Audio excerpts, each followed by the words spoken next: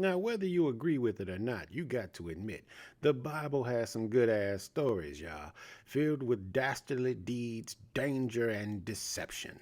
Today, we talking about one of the baddest boss bitches of biblical times, Queen Esther. Now, Esther was married to possibly the baddest man on the planet in King Xerxes, the overall emperor of the Persian Empire. But before he was married to Esther, he was married to this other badass bitch, possibly the first feminist in the Bible, named Vashti. And no, I'm not talking about the Vashti wig proudly worn by Karens from coast to coast.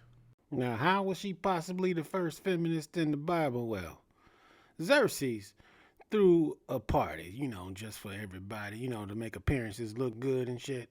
And like R. Kelly, after the party, he threw an after party. Now, at the after party is where things got a little nasty. Because at the after party, he summoned his wife, Vashti, to get naked in front of all of his homeboys. I mean, the king was lit as a motherfucker, man.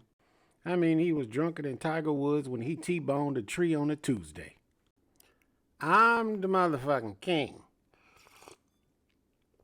I got the baddest bitch in Babylon. 'Cause I'm the king. You want to see her naked? Belvedere, come here, boy, and bring the bad bitcheth with you. But Vashti wasn't having none of that shit at all. Naked? You can tell that nigga to my black ass. Now, Xerxes, he ain't like this shit at all because nobody, and I mean nobody, say no to the king. What the bitch say? And then all his friends started roasting him and shit, sounding like Pops from The Color Purple. You gonna let that woman talk to you like that in your own house? I mean, the king got mad as a motherfucker.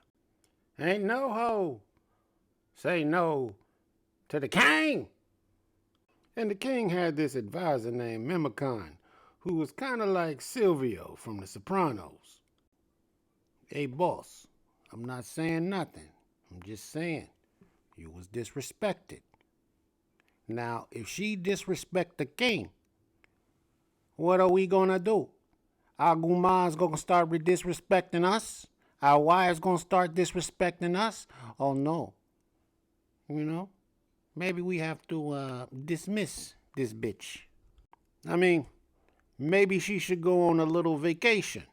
Now, some biblical scholars think Silvio took Vashti for a ride like Adriana, because nobody heard from that hoe again. Now, at this time, Esther was chilling in the harem with all the king's other bad bitches. So the king was like, Belvedere, come here, boy, and bring me thine new bitch. And Esther, well, she was an orphan from birth, so she could handle herself in the streets. Plus, she was holding a dangerous secret. I mean, Esther was a Jew. And the Jews and the Persians, let's just say, they didn't get along too well. But she did have some backup. She had her cousin Mordecai, who came by every day to help keep their little secret safe. So the king push up on her. He see that ass and's like, God damn, I gotta make you my queen, bitch. And right after the coronation and shit, Mordecai find out that there's a hit on the goddamn king. So Mordecai told Esther, and Esther told the king, and she named names on them motherfuckers too.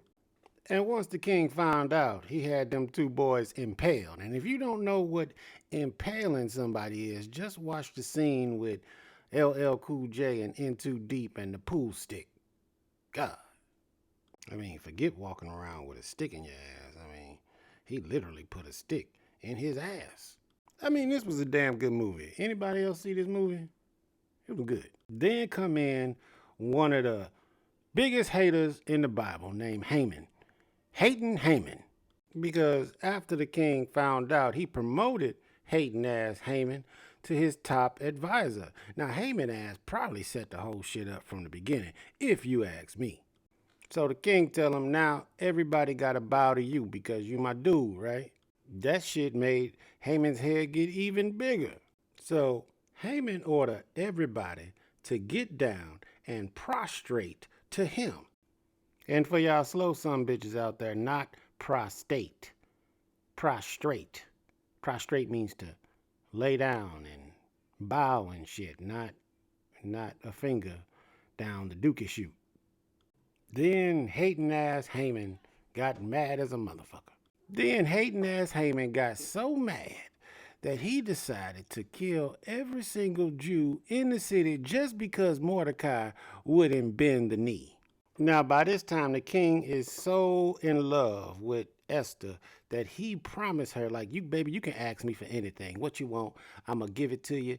You saved my life. I got you, baby. And Mordecai like, hey, girl, since you got that snapback and he trying to kill every single one of us, if you just let him know that you Jewish, maybe he ain't going to kill all of us. And Esther like, I don't really know about this because, the king, he got a temper and I don't want to die.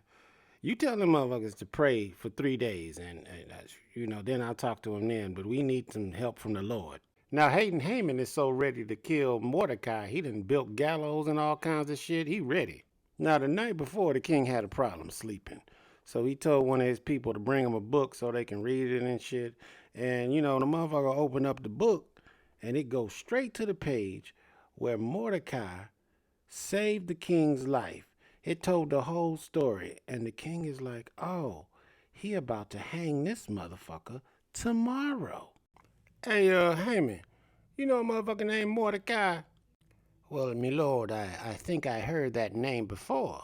Hey, throw that nigga a parade. He done saved my life and shit, Damn. Yes, my lord. So, after celebrating the motherfucker that he was supposed to kill the whole goddamn day, Haman realized that there was a banquet that Esther was having, so he had to rush his ass over there. And when he get there, the king is talking that king shit to Esther again. Baby, I'll give you the world. I'll give you half of my kingdom, baby. That snapback is so good. What you want, baby? Now, Esther knew that the power of the pussy had taken control of King Xerxes. So she was like, hey, I don't want all of that stuff. But what I do want, well, I can't even tell you what I want. I just know that I'm so concerned about you that there is a man who is threatening your whole kingdom and you yourself. Who dares threaten the king? It's your boy Haman.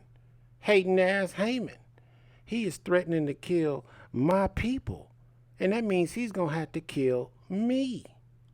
What? Haman, is this true? See, what happened was, boss, I was just, it ain't, so King Xerxes ordered Haman be hanged from the same gallows that he built for Mordecai. God damn. And then the king give Esther all of Haman's shit, his land, his horses, every goddamn thing. But then Esther's like, my lord, what about my people? Can you stop that order, to have us all murdered? Sorry, bitch. A king never goes back on his orders. But what I will do, I will allow your people to fight for themselves. Them niggas can just fight it out. But the Jews kicked their ass. They kicked their ass so bad, they had a holiday celebrating the day that they kicked their ass on March 13th called Purim. If you want to hear more of this story, visit me on YouTube at Get Real with J. Ali. Don't forget to like and subscribe, you sorry some bitches.